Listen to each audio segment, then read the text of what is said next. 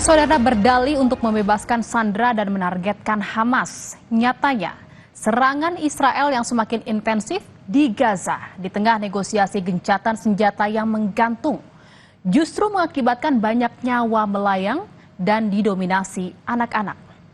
Tak cuma soal ancaman keamanan, warga Gaza pun didera ancaman bencana kelaparan lantaran terbatasnya stok makanan bagi lebih dari 2 juta warga Gaza yang kini tak memiliki tempat tinggal yang pasti.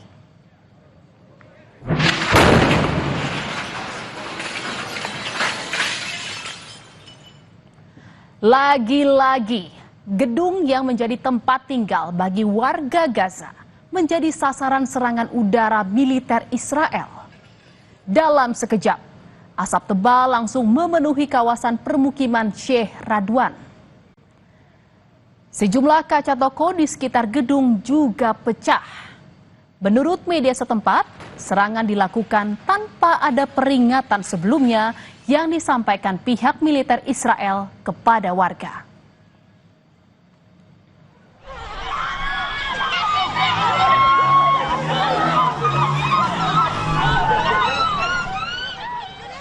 Kepanikan pun terjadi, saudara, saat serangan pasukan artileri Israel menghancurkan tenda-tenda pengungsian di Khan Yunis.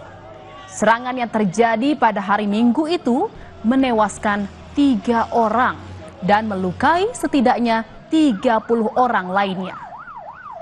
Evakuasi korban dilakukan sesegera mungkin menggunakan alat bantu seadanya, seperti membawa korban dengan selimut. Para korban dibawa ke rumah sakit Nasser.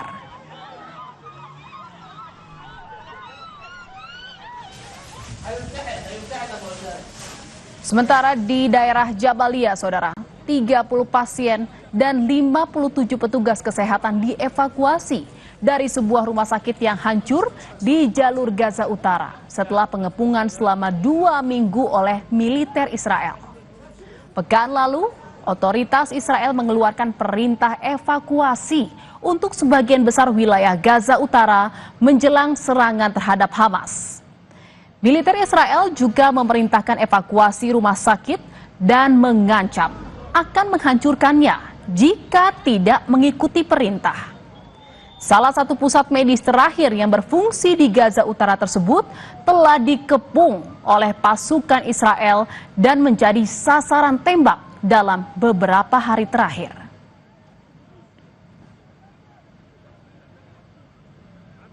Saudara, di tengah keresahan warga atas kondisi yang mengancam nyawa mereka, warga Gaza juga harus berkutat dengan persoalan kesulitan bahan pangan yang menyebabkan banyak di antara mereka kelaparan. Malnutrisi bahkan kini menjadi momok terutama bagi anak-anak dan balita yang semestinya mendapatkan nutrisi yang cukup. Situasi pun semakin diperparah dengan adanya blokade bantuan oleh Israel sejak berakhirnya gencatan senjata tahap pertama. Dan saudara, meski kini bantuan perlahan mulai didistribusikan, namun warga rupanya masih merasa kesulitan untuk mendapatkannya, termasuk dalam hal bahan pangan.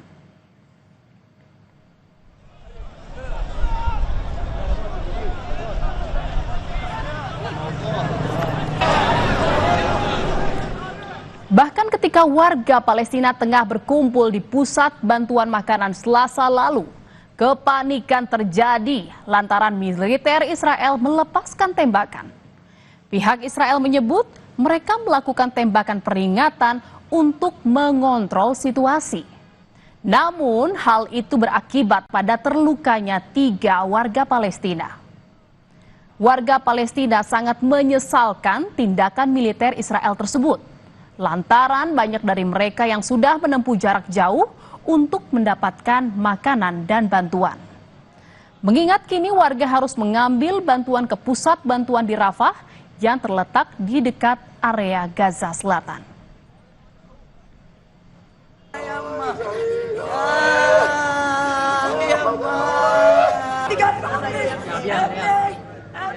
Dan saudara, upaya untuk mendapatkan makanan bagi keluarga justru ditebus dengan nyawa. Tangis sanak saudara para warga Gaza yang tewas saat berupaya mengambil bantuan pun tak tertahankan.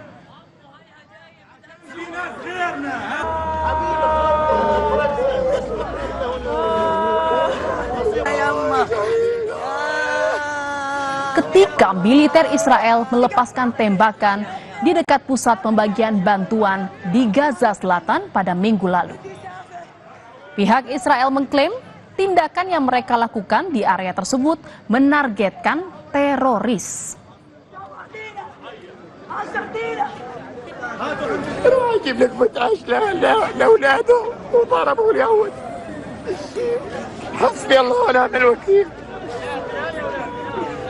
راح بتجيب لك مثل عيش للولد هذا الصغير يجي يطخوه. ليش طيب؟ ليه بيقولوا لهم روحوا على المساعدات؟ ليش بيقولوا لهم روحوا على المساعدات؟ يروحوا غادي يقتلوا فيهم. حرام اللي بيسووا هذول فينا، هذول بيكذبوا علينا قاعدين. غزة لو سمحتوا ما تضروا شاحنات أو صوار. Dengan berbagai ancaman di sekitar mereka, warga Gaza berupaya keras dengan segala cara untuk mendapatkan makanan demi keluarga.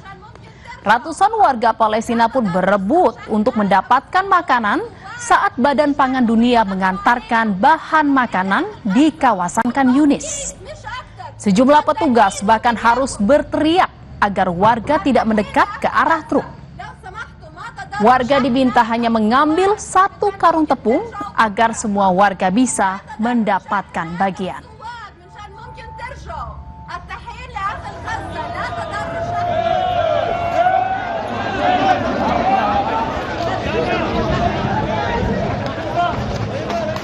Kebijakan distribusi militer yang diluncurkan otoritas Israel di Gaza Selatan menuai kecaman setelah hampir 80 hari blokade penuh atas seluruh pasokan ke Gaza. Sistem baru ini dinilai tidak manusiawi dan membahayakan warga sipil yang berusaha mendapatkan bantuan. Perserikatan Bangsa-Bangsa dan berbagai lembaga swadaya masyarakat mengungkapkan keprihatinan mendalam. Mereka menyatakan sistem distribusi yang dikelola militer Israel ini bukan hanya tidak memenuhi kebutuhan dasar warga Gaza, namun juga melanggar prinsip kemanusiaan.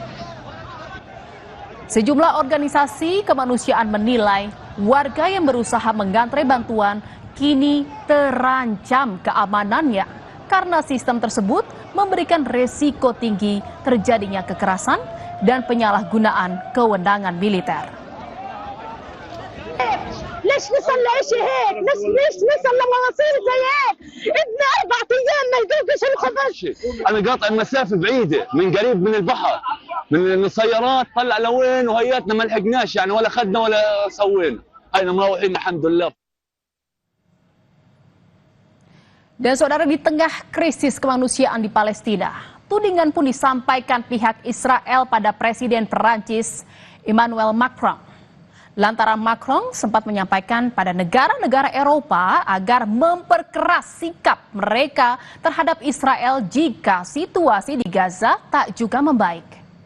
Macron juga menjadi vokal menyuarakan dukungannya terhadap kemerdekaan Palestina. Dan saudara, sedangkan dari Indonesia sendiri, Presiden Prabowo Subianto menyebut membuka kemungkinan menjalin hubungan diplomatik dengan Israel. Prabowo bilang Indonesia sudah menyampaikan begitu negara Palestina diakui oleh Israel, Indonesia siap untuk mengakui Israel dan kita siap untuk membuka hubungan diplomatik dengan Israel.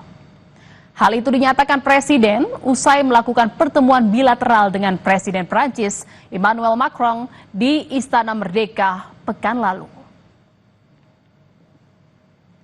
Dan menanggapi pernyataan Presiden Prabowo, saudara, anggota Komisi 1 DPR RI dari fraksi PDIP TB Hasanuddin menyatakan, saya mendukung sikap pemerintah untuk mendukung hubungan diplomatik dengan Israel, namun dengan syarat mutlak yang harus dipenuhi, yakni antara lain Israel harus mengakui kemerdekaan dan kedaulatan negara Palestina. Kedua, Israel harus menghentikan segala bentuk agresi militer dan segera mundur dari wilayah-wilayah Palestina. Sementara kritik atas pernyataan Presiden disampaikan oleh praktisi dan pengajar hubungan internasional Sinergi Policies Dina Prapto Raharja. Pernyataan beliau itu dalam konteks domestik dulu ya, mungkin kemungkinan besar ini konsumsinya lagi-lagi untuk dalam negeri. Jadi bukan untuk urusan luar negeri sebenarnya. Hanya kebetulan saja forumnya itu forum diplomatik saat jumpa sama Macron gitu ya. Karena kalau dilihat dari segi diplomatik, ini nggak nyambung gitu dengan suasana yang berkembang. Bahkan terburu-buru dan jadi sangat tidak tepat gitu untuk disampaikan sekarang. Saudara, krisis kemanusiaan yang terjadi di Gaza menuai keprihatinan warga dunia. Meski belum ada peran serta secara tegas yang bisa dilakukan untuk mengakhiri serangan Israel ke Gaza, namun kepedulian sejumlah negara diwujudkan dengan pengiriman bantuan ke Gaza. Bantuan berupa obat-obatan, serta alat-alat medis, makanan, dan lain sebagainya terus mengalir bagi warga Gaza. Meskipun dalam penyalurannya di bawah bayang-bayang kontrol pemerintah Israel. Dan di antara upaya pengiriman bantuan-bantuan tersebut, salah satunya dilakukan oleh sejumlah aktivis internasional yang berangkat dengan kapal layar. Kapal bernama Madeline yang dioperasikan oleh koalisi Freedom Flotilla diperkirakan membutuhkan 7 hari untuk mencapai Gaza jika tidak dihentikan di tengah jalan. Para aktivis menyatakan misi ini dilakukan untuk meningkatkan kesadaran internasional atas krisis kemanusiaan yang kian memburuk di Gaza.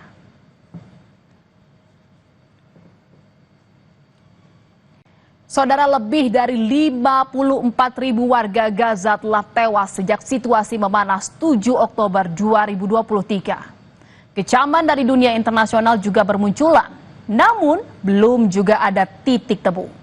Hidup dengan damai bersama keluarga tercinta pun jadi doa warga Gaza yang tak putus-putus mereka sampaikan. Harapannya, negosiasi gencatan senjata permanen akan segera terwujud untuk mengakhiri krisis kemanusiaan berkepanjangan ini.